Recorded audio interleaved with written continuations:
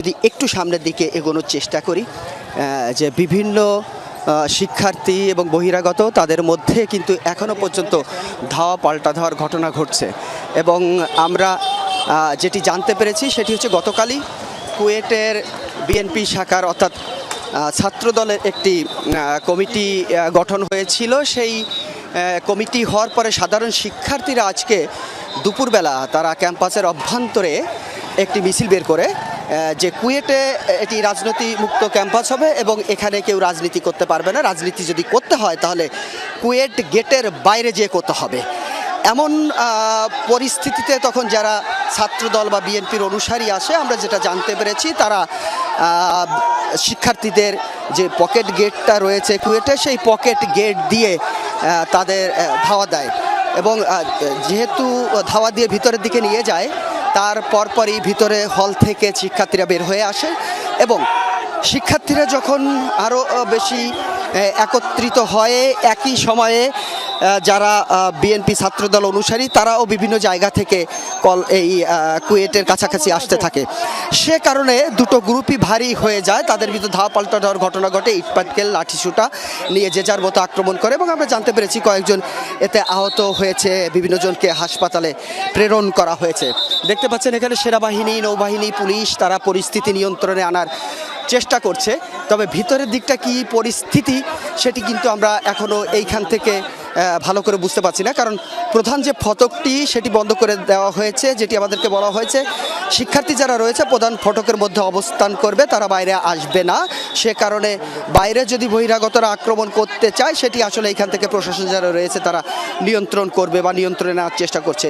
তবে দফায় দফায় ছোট ছোট ধাওয়া পাল্টা দেওয়ার ঘটনা ঘটছে, ইটপাটকেল ছোড়াছুড়ি ঘটনা ঘটছে এবং লাঠি সুটা নিয়ে কিন্তু উভয় পক্ষের লোকজন তারা কিন্তু আক্রমণ করছে এবং দেখতে পাচ্ছেন যে যারা এইখানে বহিরাগত আছে বা ছাত্রদলের অনুসারী আছে তাদের হাতেও লাঠি রয়েছে, অপরদিকে ক্যাম্পাসের অভ্যন্তরে যারা রয়েছে তারাও কিন্তু লাঠি সুটা নিয়ে অবস্থান করছে এবং বলা চলে যে এটি একটি মোটামুটি রণক্ষেত্র অবস্থা।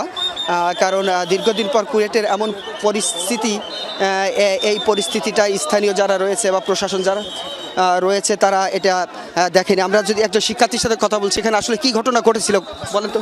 ঘটনাটি ঘটেছে আজকে, আমরা গতকালকে বাংলাদেশ জাতীয়তাবাদী ছাত্রদলের পেজে একটি পোস্ট শেয়ার হয়েছে যে কুয়েটের ছাত্রদেরকে বাহিরে ফর্ম বিতরণ করা হচ্ছে। সেই পোস্টের ভিত্তিতে বৈষম্য বিরোধী এবং আমরা বিভিন্ন গোপন সংগঠনের সদস্যরা মিলে তারা আজকে একটার সময় মানববন্ধন এবং মিছিলের আয়োজন করে।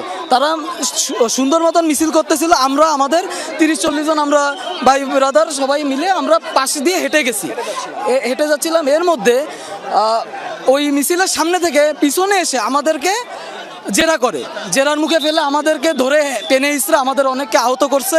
আমাদের 250 বেডে হসপিটালে আছে অনেকে। এরপর লোকালদের সাথে বিভিন্ন ধাওয়া পাল্টা ধাওয়া শুরু হয়ে যায়।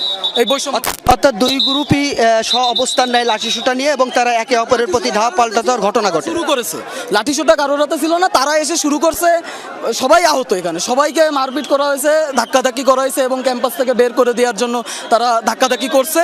এরপর এখানে লোকালরা একটু জড়িত হয়ে ওরা ওখান থেকে ইট মারা শুরু করছে, পকেট গেট থেকে বাইরে ইট মারলে দোকানপাটে পড়ছে। লোকালরা সেখানে উত্তেজিত হয়ে গেছে, তখন একটা উত্তেজনাকর পরিস্থিতি সৃষ্টি হয়। আপনারা দুজন তো কুয়েটের শিক্ষার্থী, তাহলে কেন আপনারা বাইরে কেন অবস্থান করছেন ভিতরে না থেকে?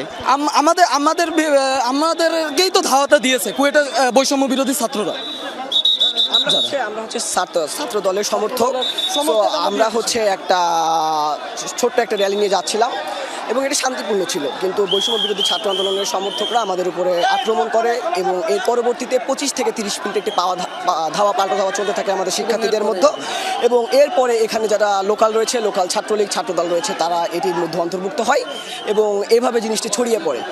আসলে আমরা দুজন, আমাদের অনেকে তো আহত এবং সাথে আপনারা তো শিক্ষার্থীদের সাথে শিক্ষার্থী, এটা হওয়ার কথা ছিল। এর ভিতরে আবার বহিরাগত কিভাবে ক্যাম্পাসে প্রবেশ করলো, কিভাবে হলো? পাটকেল মারছে, তারা বাইরের লোকজন জড়ো হয়ে গেছে এই গ্যাঞ্জাম দেখে, আমাদেরকে ধাওয়া দিচ্ছে, তাদের সাথে রুড বিহেভ করছে এবং বাজে বিহেভ করছে, গালাগালি দিচ্ছে এবং তারা তখন একটা উত্তেজনকর সৃষ্টি তৈরি হয়ে গেছে পরিস্থিতির। বহিরাগত যারা তারা কি ছাত্র দলের অনুসারী বা আপনাদের না, ছাত্র দলের অনুসারী ব্যাপারটা এরকম না।